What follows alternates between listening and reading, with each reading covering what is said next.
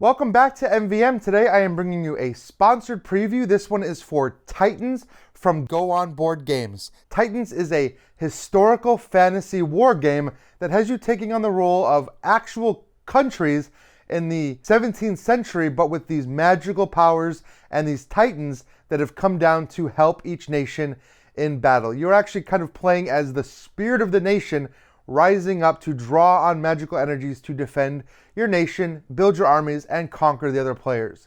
Ultimately, what you're trying to do in this game is to earn victory points by capturing territories, completing secret objectives, and eliminating enemy players. So I do have the game set up in front of me for a 4-player game.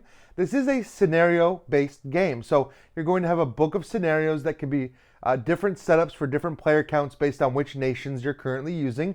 I was given 4 nations for the setup here. There's also going to be a campaign mode and a solo mode included in the final version of the game.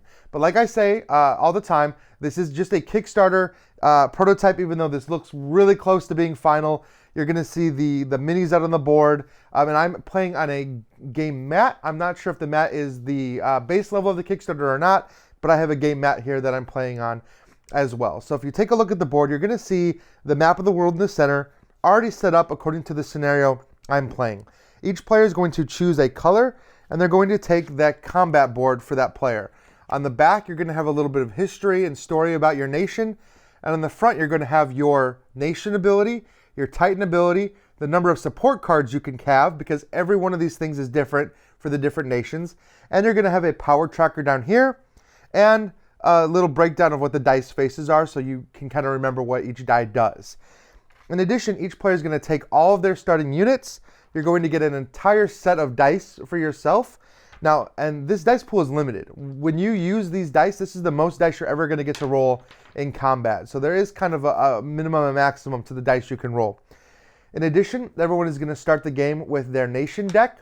A nation deck is a variety of different cards that all have different abilities that are specific to your nation. These are going to give you advantages in combat and some things you can do during other phases of the game.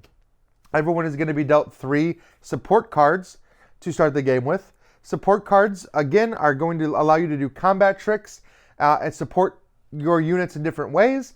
And you also have to discard these support cards to play your nation cards. So these support cards can be very important. The last thing each player is going to get is 4 secret objective cards. These secret objectives are going to allow you to earn victory points during the game. And you'll see here victory points are almost like coins that are handed out over the course of the game. The game lasts 3 rounds, and at the end, whoever has the most victory points is going to win. So completing these secret objectives can be kind of key to that. You're going to actually draft these. So you're going to start with 4.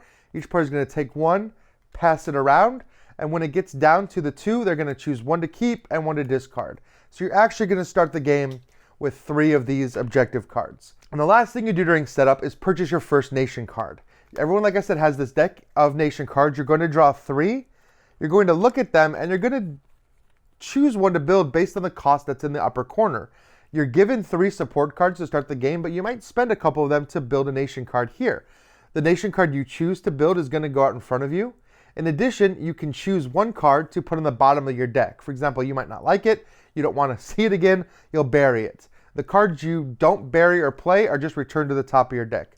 Theoretically, you could just rearrange these and put them right back on top, or you could actually choose 1 nation card, pay its cost, and this is going to sit out in front of you, and now you're going to have this nation card in what is basically an interesting tableau building mechanic that layers on top of the rest of the game. Once everyone has all of that, you're free to start playing the game. Now, the game board is going to be seated with a few starting units, and then you're going to get to place 3 more units out as you wish. You're going to get to place your Titan, your Cavalry, and your Artillery in any of your starting areas. In fact, you could group them all up into one area. But every nation is also going to have a capital city that you're going to want to protect. You can see that capital city here. Each color has their own capital city that they need to defend during the game. If you lose your capital city, you're not out, but you're going to give your enemy massive victory points. Also on the board, you're going to see the support cards over here. You're going to have a row of support cards. When it comes time to take support cards, you can choose from the row or from the top of the deck. In addition, you're going to have a little guide here that shows you how many units you're going to lose potentially in battle.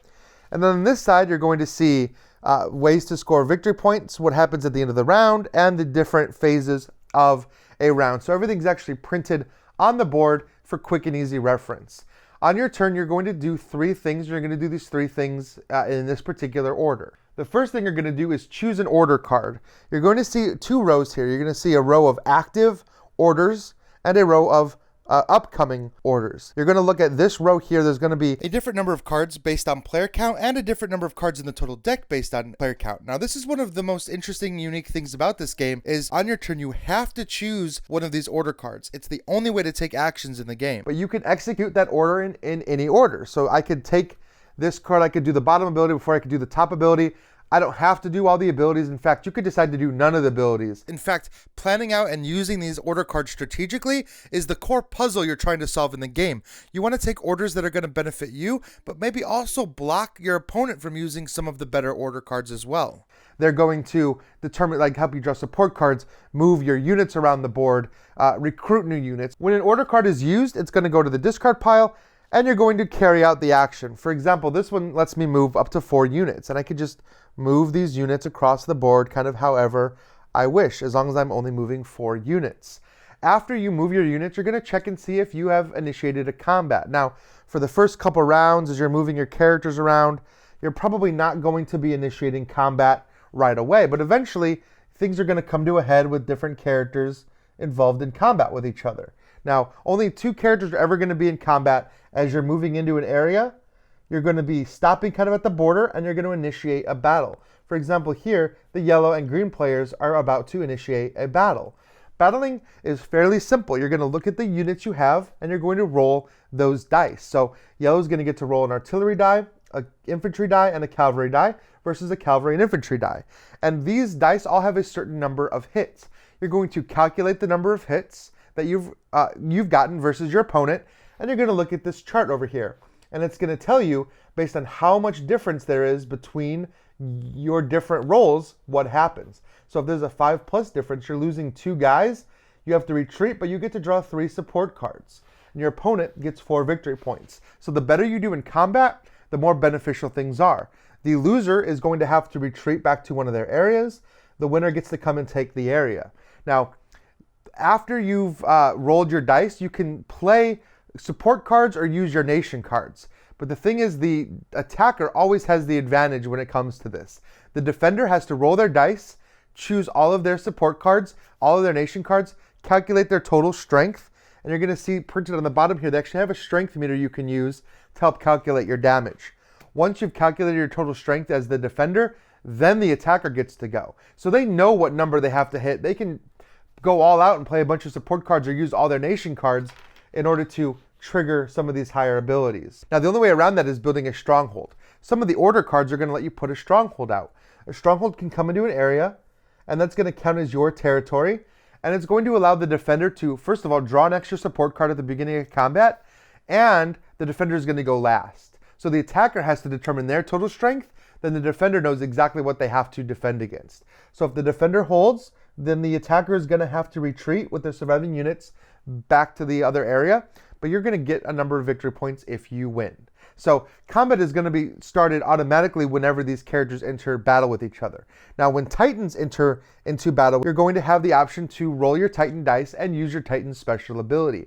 Every Titan has its own ability, and these Titans are tied directly into your nations. When a Titan is destroyed, if you are the defender, it's simply removed from the battlefield. If you are the attacker, it is removed from the battlefield and turned onto its side on your player board. And there's a reason why you would do this, because at the end of the round, you're going to get to refresh. Now, if you leave an area, you can always place a support token there and claim this area as your own, but anyone can come in and take that area with just one of their guys. There's no fight when it comes to a support token. You can also siege an opponent's capital, and if you manage to destroy that capital, it flips over. You'll see a destroyed version of that capital, and it's going to be destroyed for the rest of the game. There's no way to flip that back over. Now, destroying a capital doesn't mean you're out of the game, but it does lose you control of that area, and it gives you one less place to potentially recruit your guys, because when you bring new guys in, you can bring them to any controlled area or just any area where you already have units. And again, all this is done on the order cards. Now, after you've done your order card completely, or however many actions you want to do, you're going to get to draw a support card, and you can choose any one of those, or just draw from the top of the deck and hope. Now, the support cards, like I said, can be played in battle for a variety of different effects. Each support card has a troop symbol in the top. You can only play that support card if you or your opponent has that particular troop in battle. So you can look at your hand, you can see what your opponent has, and you can kind of save some of these cards for the different characters that might attack. And these support cards do a variety of different things that are all broken down for you in the rulebook.